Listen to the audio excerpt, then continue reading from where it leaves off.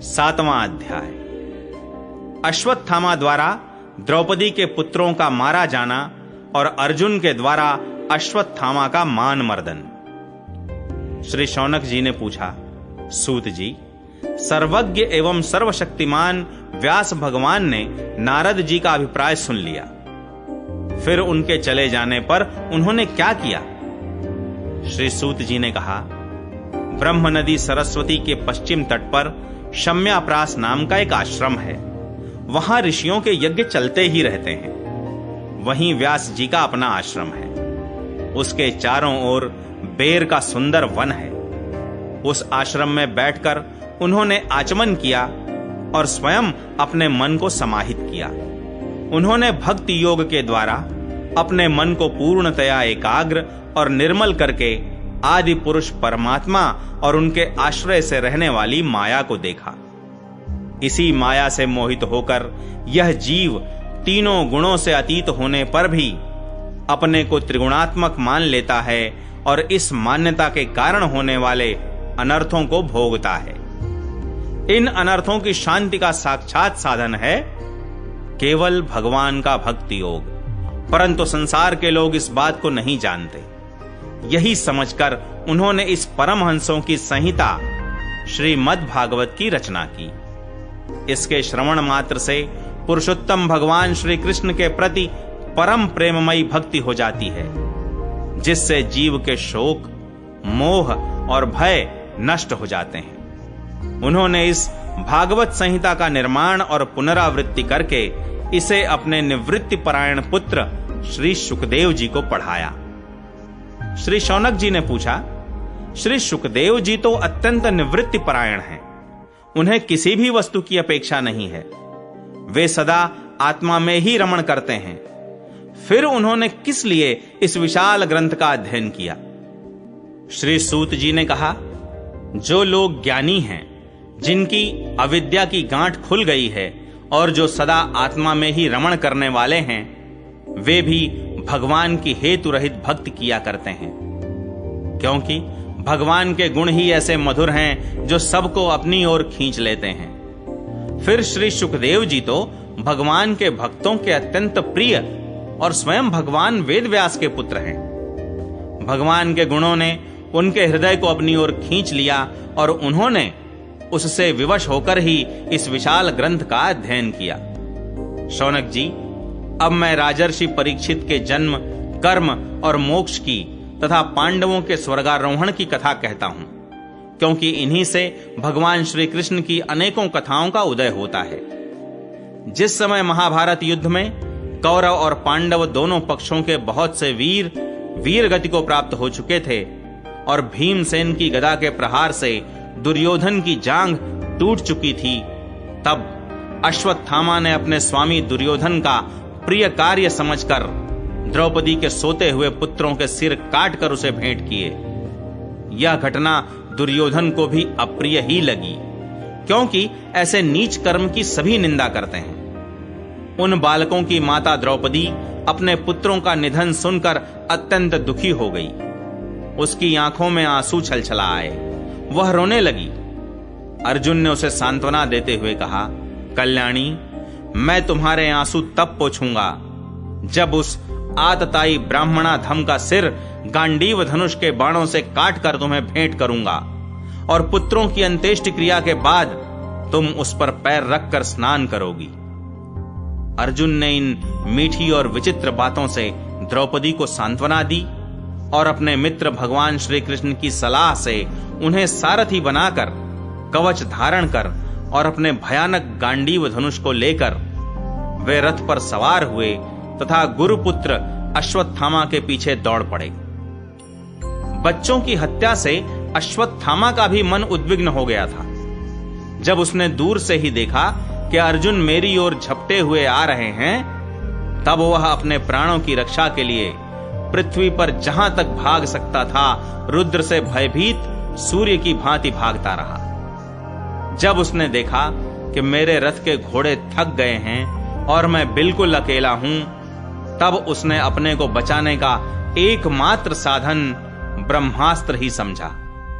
यद्यपि उसे ब्रह्मास्त्र को लौटाने की विधि मालूम न थी, फिर भी प्राण संकट देखकर उसने आचमन किया और ध्यानस्थ होकर ब्रह्मास्त्र का संधान किया। उस अस्त्र से सब दिशाओं में एक बड़ा प्रचंड तेज फैल गया। अर्जुन ने देखा कि अब तो मेरे प्राणों पर ही आ बनी है। तब उन्होंने श्री कृष्ण से प्रार्थना की। अर्जुन ने कहा, श्री कृष्ण, तुम सच्चिदानंद स्वरूप परमात्मा हो, तुम्हारी शक्ति अनंत है, तुम ही भक्तों को अभय देने वाले हो।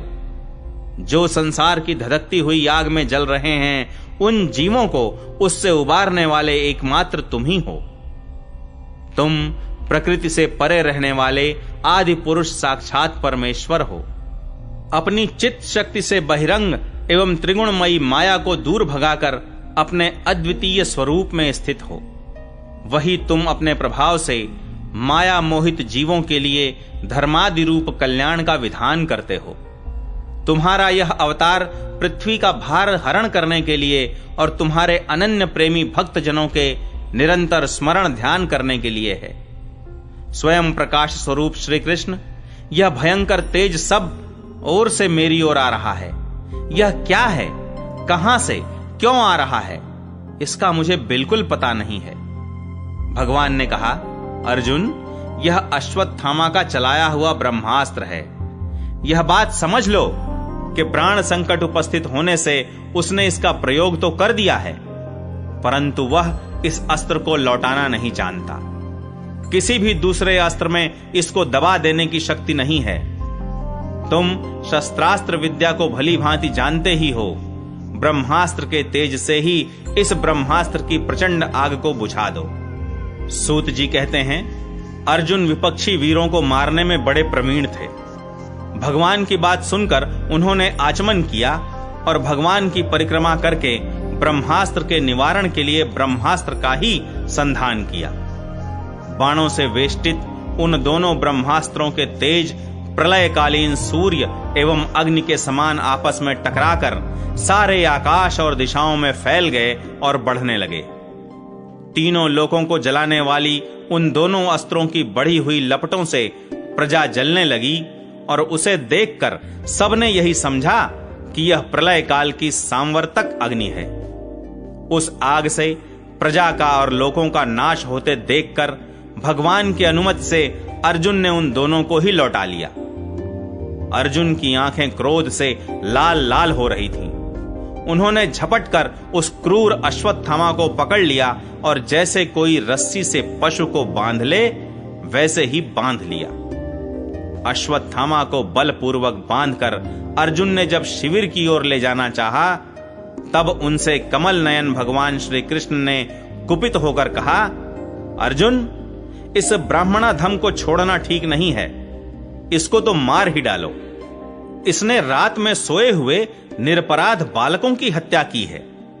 धर्मवेत्ता पुरुष असावधान, मतवाले, पागल, सोए हुए बालक, स्त्री, विवेक ज्ञान शून्य, शरणागत, रथहीन और भयभीत शत्रु को कभी नहीं मारते, परंतु जो दुष्ट और क्रूर पुरुष दूसरों को मारकर अपने प्राणों का पोषण करता है, उसका तो वध ही उसके लिए कल्याणकारी है, क्योंकि वैसी आदत को लेकर यदि वह जीता है तो और भी पाप करता है और उन पापों के कारण नरकगामी होता है। फिर मेरे सामने ही तुमने द्रौपदी से प्रतिज्ञा की थी कि मानवती, जिसने तुम्हारे पुत्रों का वध किया है उसका सिर मैं उतार लाऊंगा। इस पापी कुलांगार आतताई ने तुम्हारे पुत्रों का वध किया है और अपने स्वामी दुर्योधन को भी दुख पहुंचाया है, इसलिए अर्जुन, इसे मार ही डालो। भगवान श्री कृष्ण ने अर्जुन के धर्म की परीक्षा लेने के लिए इस प्रकार प्रेरणा की, परंतु अर्जुन का हृदय महान था। यद्यपि अश्वत्थामा ने उनके पुत्रों की हत्या की थी, फिर भी अर्जुन के मन में गुरुपुत्र को मारने की इच्छा नहीं हुई। इसके बाद अपने मित्र और सारथी श्री कृष्ण के साथ वे अपने युद्ध शिविर में पहुंचे। वहां अपने मृत पुत्रों के लिए शोक करती हुई द्रौपदी को उसे सौंप दिया। द्रौपदी ने देखा कि अश्वत्थामा पशु की तरह बांध कर लाया गया है। निंदित कर्म करने के कारण उसका मुख नीचे की ओर झुका हुआ है। अपना अनिष्ट करने वाले गुरुपुत्र अश्वत्थामा को इस प्रकार अपमानित देखकर द्रौपदी का कोमल हृदय कृपा से भर आया और उसने अश्वत्थामा को नमस्कार किया। गुरुपुत्र का इस प्रकार बांधकर लाया जाना सती द्रौपदी को सहन नहीं हुआ। उसने कहा, छोड़ दो इन्हें, छोड़ दो। ये ब्राह्मण हैं, हम लोगों के अत्यंत पूजनीय हैं, जिनकी कृपा से आपने रहस्य के साथ सारे धनुर्वेद और प्रयोग तथा उपसंहार के साथ संपूर्ण शस्त्रास्त्रों का ज्ञान प्राप्त किया है।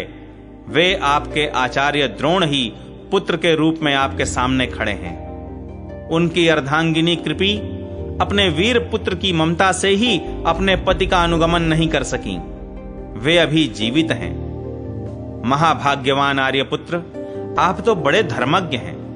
जिस गुरुवंश की नित्य पूजा और वंदना करनी चाहिए, उसी को व्यथा पहुंचाना आपके योग्य कार्य नहीं है। जैसे अपने बच्चों के मर जाने से मैं दुखी होकर रो रही हूं और मेरी आंखों से बार बार आंसू निकल रहे हैं, वैसे ही इनकी माता पतिव्रता गौतमी न रोएं। जो उच्छृंखल राजा अपने कुकृत्यों से ब्राह्मण कुल को कुपित कर देते हैं, वह कुपित ब्राह्मण कुल उन राजाओं को सपरिवार शोकाग्नि में डालकर शीघ्र ही भस्म कर देता है। सूत जी ने कहा, शौनकादि ऋषियों, द्रौपदी की बात धर्म और न्याय के अनुकूल थी। उसमें कपट नहीं था, करुणा और समता थी। अतएव राजा युधिष्ठिर ने रानी के इन हित भरे श्रेष्ठ वचनों का अभिनंदन किया। साथ ही नकुल, सहदेव, सात्यकी, अर्जुन, स्वयं भगवान श्री कृष्ण और वहां पर उपस्थित सभी नर नारियों ने द्रौपदी की बात का समर्थन किया। उस समय क्रोधित होकर भीमसेन ने कहा, जिसने सोते हुए बच्चों को न अपने लिए और न अपने स्वामी के लिए बल्कि व्यर्थ ही मार डाला, उसका तो वध ही उत्तम है। भगवान श्री कृष्ण ने द्रौपदी और भीमसेन की बात सुनकर और अर्जुन की ओर देखकर कुछ हंसते हुए से कहा। भगवान श्री कृष्ण बोले, पतित ब्राह्मण का भी वध नहीं करना चाहिए और आतताई को मार ही डालना चाहिए। शास्त्रों में मैंने ही ये दोनों बातें कही हैं, इसलिए मेरी दोनों आज्ञाओं का पालन करो। तुमने द्रौपदी को सांत्वना देते समय जो प्रतिज्ञा की थी, उसे भी सत्य करो। साथ ही भीमसेन, द्रौपदी और मुझे जो प्रिय हो वह भी करो। सूत जी कहते हैं, अर्जुन भगवान के हृदय की बात तुरंत ताड़ गए और उन्होंने अपनी तलवार से अश्वत्थामा के सिर की मणि उसके बालों के साथ उतार ली। बालकों की हत्या करने से वह श्रीहीन तो पहले ही हो गया था, अब मणि और ब्रह्म तेज से भी रहित हो गया। इसके बाद उन्होंने रस्सी का बंधन खोलकर उसे शिविर से निकाल दिया। मूंड देना, धन छीन लेना और स्थान से बाहर निकाल देना, यही ब्राह्मणाधमों का वध है। उनके लिए इससे भिन्न शारीरिक वध का विधान नहीं है। पुत्रों की मृत्यु से द्रौपदी और पांडव सभी शोकातुर हो रहे थे। अब उन्होंने अपने मरे हुए भाई बंधुओं की दाहादि अंत्येष्टि। 8वां अध्याय।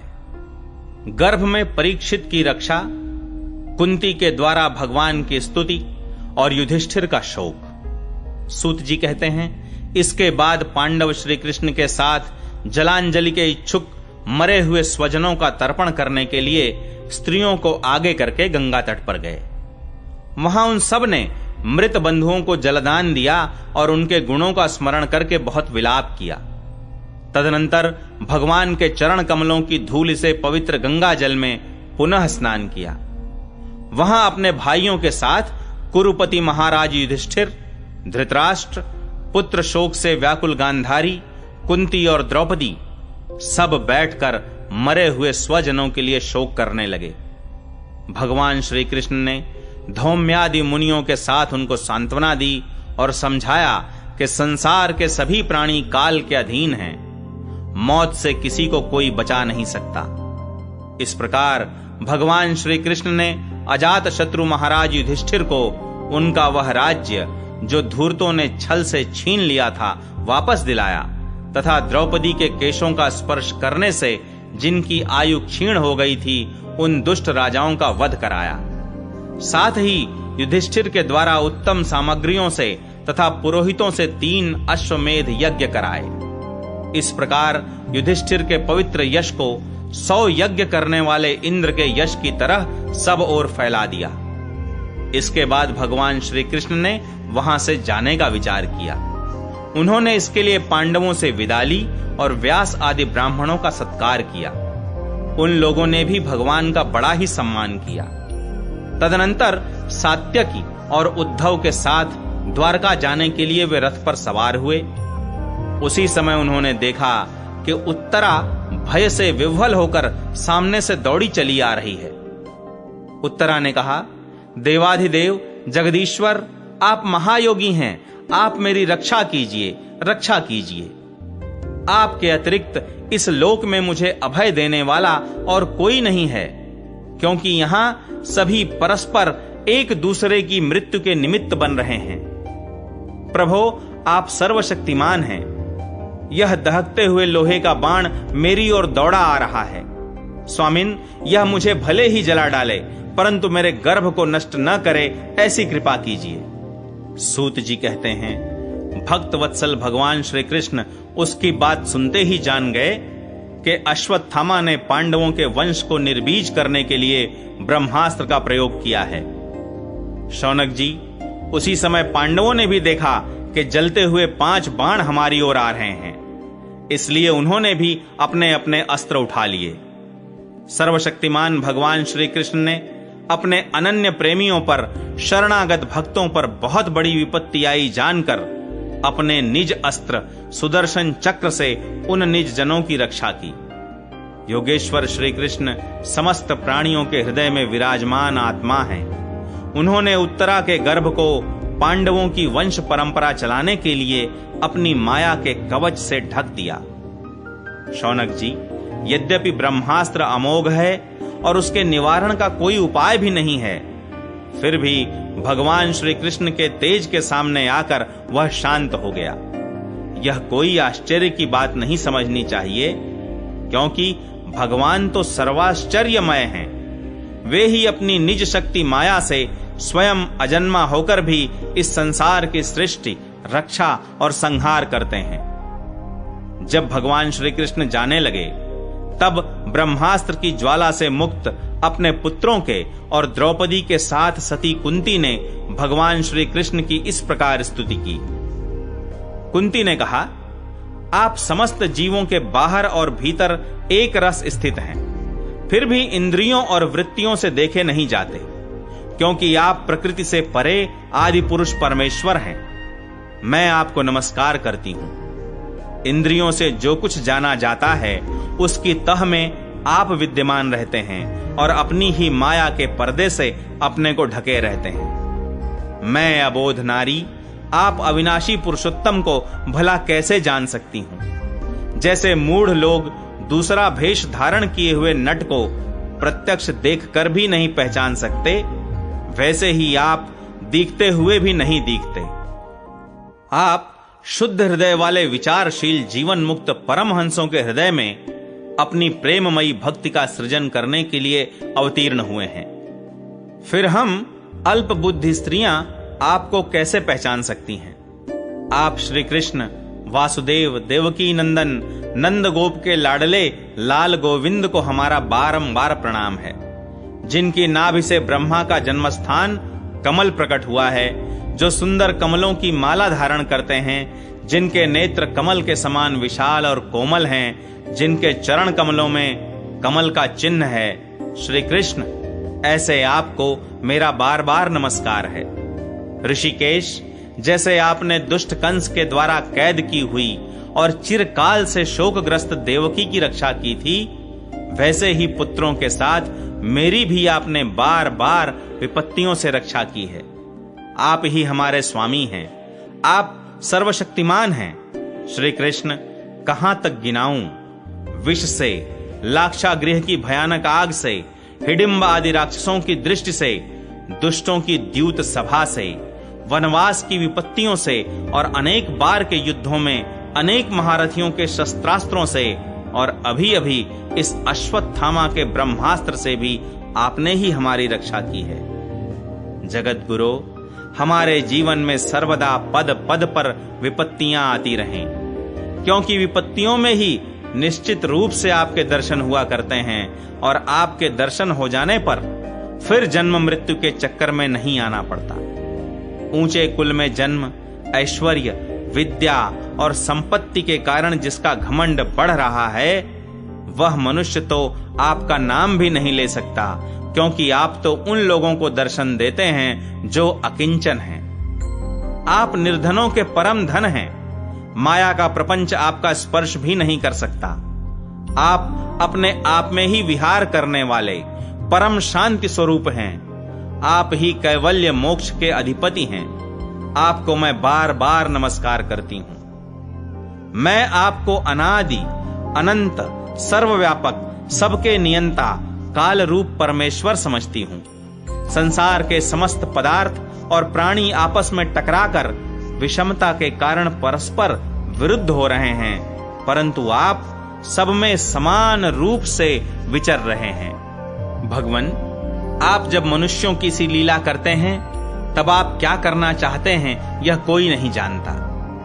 आपका कभी कोई न प्रिय है और न अप्रिय। आपके संबंध में लोगों की बुद्धि ही विषम हुआ करती है। आप विश्व के आत्मा हैं, विश्व रूप हैं। न आप जन्म लेते हैं और न कर्म ही करते हैं, फिर भी पशु पक्षी, मनुष्य, ऋषि, जलचर आदि में आप जन्म लेते हैं और उन योनियों के अनुरूप दिव्य कर्म भी करते हैं। यह आपकी लीला ही तो है। जब बचपन में आपने दूध की मटकी फोड़कर यशोदा मैया को खिजा दिया था और उन्होंने आपको बांधने के लिए हाथ में रस्सी ली थी, तब आपकी आंखों में आंसू छलक आए थे, काजल कपोलों पर बह चला था, नेत्र चंचल हो रहे थे और भय की भावना से आपने अपने मुख को नीचे की ओर झुका लिया था। आपकी उस दशा का, लीला छवि का ध्यान करके मैं मोहित हो जाती हूं। भला जिससे भय भी भय मानता है उसकी यह दशा। आपने अजन्मा होकर भी जन्म क्यों लिया है, इसका कारण बतलाते हुए कोई कोई महापुरुष यों कहते हैं कि जैसे मलयाचल की कीर्ति का विस्तार करने के लिए उसमें चंदन प्रकट होता है, वैसे ही अपने प्रिय भक्त पुण्य श्लोक राजा यदु की कीर्ति का विस्तार करने के लिए ही आपने उनके वंश में अवतार ग्रहण किया है। दूसरे लोग यों कहते हैं कि वसुदेव और देवकी ने पूर्व जन्म में सुतपा और कृष्ण के रूप में आपसे यही वरदान प्राप्त किया था, इसीलिए आप अजन्मा होते हुए भी जगत के कल्याण और दैत्यों के नाश के लिए उनके पुत्र बने हैं। कुछ और लोग यों कहते हैं कि यह पृथ्वी दैत्यों के अत्यंत भार से समुद्र में डूबते हुए जहाज की तरह डगमगा रही थी, पीड़ित हो रही थी। तब ब्रह्मा की प्रार्थना से उसका भार उतारने के लिए ही आप प्रकट हुए। कोई महापुरुष यों कहते हैं कि जो लोग इस संसार में अज्ञान, कामना और कर्मों के बंधन में जकड़े हुए पीड़ित हो रहे हैं, उन लोगों के लिए श्रवण और स्मरण करने योग्य लीला करने के विचार से ही आपने अवतार ग्रहण किया है। भक्त जन बार बार आपके चरित्र का श्रवण, गान, कीर्तन एवं स्मरण करके आनंदित होते रहते हैं। वे ही अविलंब आपके उस चरण कमल का दर्शन कर पाते हैं जो जन्म मृत्यु के प्रवाह को सदा के लिए रोक देता है। भक्त वांछा कल्पतरु प्रभो, क्या अब आप अपने आश्रित और संबंधी हम लोगों को छोड़कर जाना चाहते हैं? आप जानते हैं कि आपके चरण कमलों के अतिरिक्त हमें और किसी का सहारा नहीं है। पृथ्वी के राजाओं के तो हम यूं ही विरोधी हो गए हैं। जैसे जीव के बिना इंद्रियां शक्तिहीन हो जाती हैं, वैसे ही आपके दर्शन बिना यदुवंशियों के और हमारे पुत्र पांडवों के नाम तथा रूप का अस्तित्व ही क्या रह जाता है। गदाधर, आपके विलक्षण चरण चिन्हों से चिन्हित यह कुरजांगल देश की भूमि आज जैसी शोभायमान हो रही है, वैसी आपके चले जाने के बाद न रहेगी। आपकी दृष्टि के प्रभाव से ही यह देश पकी हुई फसल तथा लता वृक्षों से समृद्ध हो रहा है। ये वन, पर्वत, नदी और समुद्र भी आपकी दृष्टि से ही वृद्धि को प्राप्त हो रहे हैं। आप विश्व के स्वामी हैं, विश्व के आत्मा हैं और विश्व रूप हैं। यदुवंशियों और पांडवों में मेरी बड़ी ममता हो गई है। आप कृपा करके स्वजनों के साथ जोड़े हुए इस स्नेह की दृढ़ फांसी को काट दीजिए। श्री कृष्ण, जैसे गंगा की अखंड धारा समुद्र में गिरती रहती है, वैसे ही मेरी बुद्धि किसी दूसरी ओर न जाकर आपसे ही निरंतर प्रेम करती रहे। श्री कृष्ण, अर्जुन के प्यारे सखा यदुवंश शिरोमणे, आप पृथ्वी के भार रूप राजवेशधारी दैत्यों को जलाने के लिए अग्नि स्वरूप हैं। आपकी शक्ति अनंत है। गोविंद, आपका यह अवतार गौ, ब्राह्मण और देवताओं का दुख मिटाने के लिए ही है। योगेश्वर, चराचर के गुरु भगवन, मैं आपको नमस्कार करती हूं। सूत जी कहते हैं, इस प्रकार कुंती ने बड़े मधुर शब्दों में भगवान की अधिकांश लीलाओं का वर्णन किया। यह सब सुनकर भगवान श्री कृष्ण अपनी माया से उसे मोहित करते हुए से मंद मंद मुस्कुराने लगे। उन्होंने कुंती से कह दिया, अच्छा ठीक है, और रथ के स्थान से वे हस्तिनापुर लौट आए। वहां कुंती और सुभद्रा आदि देवियों से विदा लेकर जब वे जाने लगे, तब राजा युधिष्ठिर ने बड़े प्रेम से उन्हें रोक लिया। राजा युधिष्ठिर को अपने भाई बंधुओं के मारे जाने का बड़ा शोक हो रहा था। भगवान की लीला का मर्म जानने वाले व्यास आदि महर्षियों ने और स्वयं अद्भुत चरित्र करने वाले भगवान श्री कृष्ण ने भी अनेकों इतिहास कहकर उन्हें समझाने की बहुत चेष्टा की, परंतु उन्हें सांत्वना न मिली, उनका शोक न मिटा। शौनकादि ऋषियों, धर्मपुत्र राजा युधिष्ठिर को अपने स्वजनों के वध से बड़ी चिंता हुई। वे अविवेक युक्त चित्त से स्नेह और मोह के वश में होकर कहने लगे, भला मुझ दुरात्मा के हृदय में बद्धमूल हुए इस अज्ञान को तो देखो। मैंने सियार कुत्तों के आहार इस अनात्मा शरीर के लिए अनेक अक्षौहिणी सेना का नाश कर डाला। मैंने बालक, ब्राह्मण, संबंधी, मित्र, चाचा, ताऊ, भाई बंधु और गुरुजनों से द्रोह किया है। करोड़ों वर्षों में भी नरक से मेरा छुटकारा नहीं हो सकता।